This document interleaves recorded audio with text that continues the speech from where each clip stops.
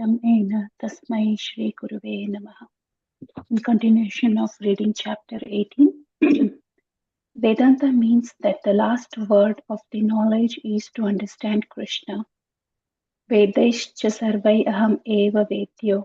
Actual understanding of Vedanta is to know Krishna and our relationship with Krishna. And one who understands Krishna understands everything. The knower of Krishna is always engaged in the transcendental loving service of Krishna. The Lord confirms this in Bhagavad Gita. I am the source of everything, and everything emanates from me. Therefore, one who knows me perfectly well is fully engaged in my transcendental loving service. A living entity is eternally related with Krishna by that relationship of master and servant, and once that service is wanting, or in the other words, when one is not situated in Krishna consciousness, it is to be understood that his study of Vedanta is insufficient. When one does not understand what is Krishna consciousness or is not engaged in the transcendental loving service of Lord Krishna, it is to be understood that he is adverse of to the study of Vedanta or understanding the Supreme Personality of Godhead. The path shown by Lord Caitanya in the matter of studying Vedanta philosophy, as explained in this connection, should be followed by all. A person who is puffed up over his so called education has no humility and therefore does not seek after the protection of bona fide spiritual master, thinks that he does not require a bona fide spiritual master, and rather by his own effort he can achieve the highest perfection. Such persons are not eligible for the study of Vedanta Sutra. Those who are under the spell of the material energy, instead of following the instructions of the disciplic succession, try to manufacture something of their own and thereby step outside the sphere of Vedanta study. A bona fide spiritual master must always condemn such independent mental speculators. If the bona fide spiritual master directly points out the foolishness of a disciple, that should not be taken otherwise. In other words, a person who is completely innocent in the science of God is actually not learned, and more or less everyone who is not in Krishna consciousness is subject to that foolishness. Sometimes we display our foolishness by accepting somebody who is barely even educated as our spiritual master. That is another sign of our foolishness. It is our duty to understand the Supreme Personality of Godhead, whose lotus feet are worshipped by all the Vedas.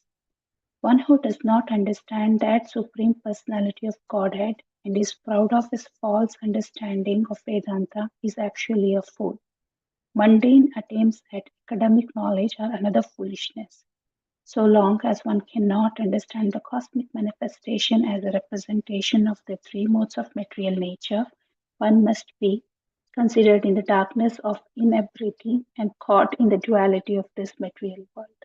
Actually, a person who is in the perfect knowledge of the Vedanta becomes a servitor of the Supreme Lord, who is the maintainer and sustainer of the whole cosmic manifestation, so long as one is not transcendental. So long as one is in the limited jurisdiction of fruitive activities or involved in mental speculation, he is perhaps eligible for studying or instructing on the theoretical knowledge of Vedanta Sutra, but he cannot be on the platform of understanding the supreme, eternal, transcendental, in the parenthesis, completely liberated vibration of Hare Krishna, Krishna Krishna, Hare Rama, Rama Rama, Hare Hare.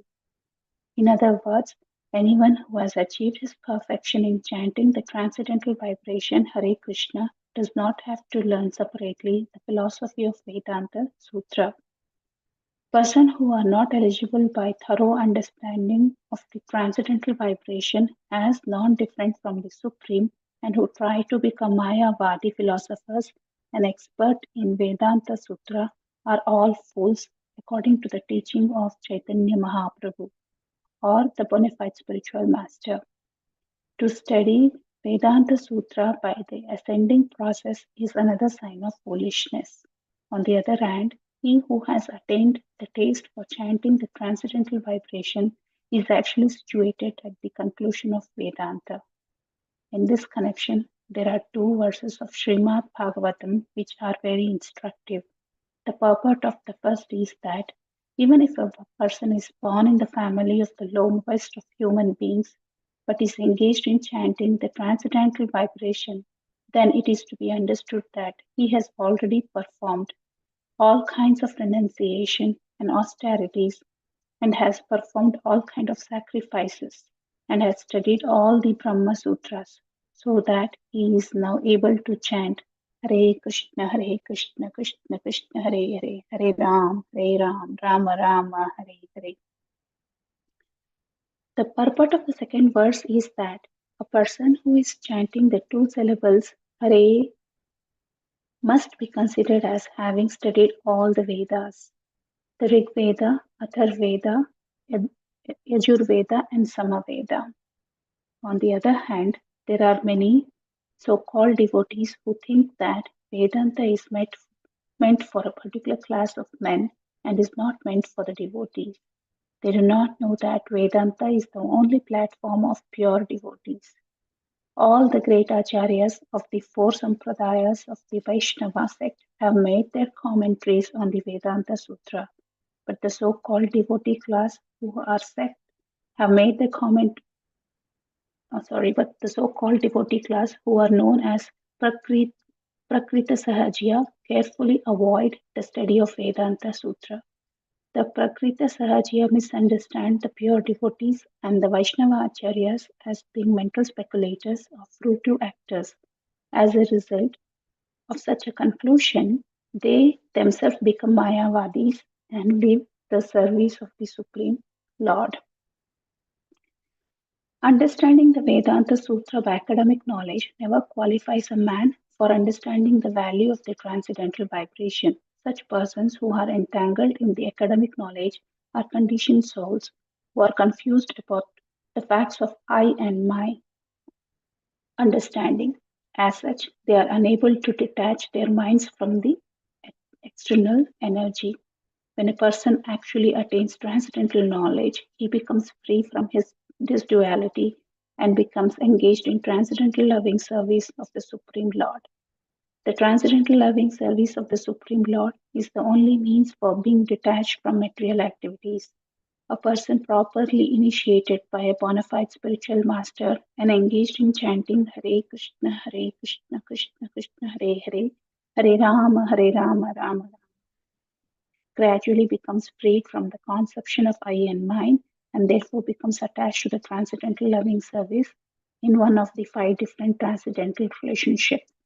Such transcendental service is not subject matter for the gross and subtle bodies. When, however, one can understand that there is no difference between the Supreme and his name, and at the time only can he be situated in Krishna consciousness.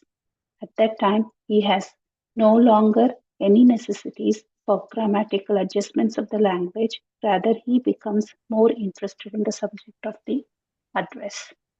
So I stop here for today's reading. Just summarize. Basically, in the today's reading, this chapter, the focus is given to the Vedanta Sutra study, and one who is a real Vedanta Sutra qualified to be studying the literature. It's very clearly said by Chaitanya Mahaprabhu that Vedanta Sutra study, whoever takes it, has to be taken under the bona fide spiritual master. A mundane, puffed up material person who's puffed up with his academic knowledge thinks that he can study and interpret in their own ways will lead to um, no no success, nor the person will be able to understand the transcendental vibrations of the Hare Krishna Maha Mantra. So there are classes of men who just think Vedanta Sutra study is the study like regular study of compared to the material study. Um, but actually, person who is involved into the Vedanta study is a real pure devotees. It's very clearly mentioned at the starting of this lesson that the person who has engaged in the Vedanta study is already at the conclusion of the Vedanta stage, indicating that the person is qualified and is the person who understands the Vedanta Sutra. The Hare Krishna Maha Mantra, the person who, under the bona fide spiritual master, takes the instructions and performs chanting of the Hare Krishna Maha Mantra, becomes free from the conception of I and mine. Before that, since the person is indulged in the conception of I and mine at material level, he is not able to understand the transcendental loving service. So once the person takes up under the spiritual guidance of spiritual master and initiates the chanting of Hare Krishna Maha Mantra, he becomes free from the concept and he engages himself in the transcendental service with the Supreme Lord in one among any of the five relationships, friendship or serviator or a beloved or servant. So I stop here and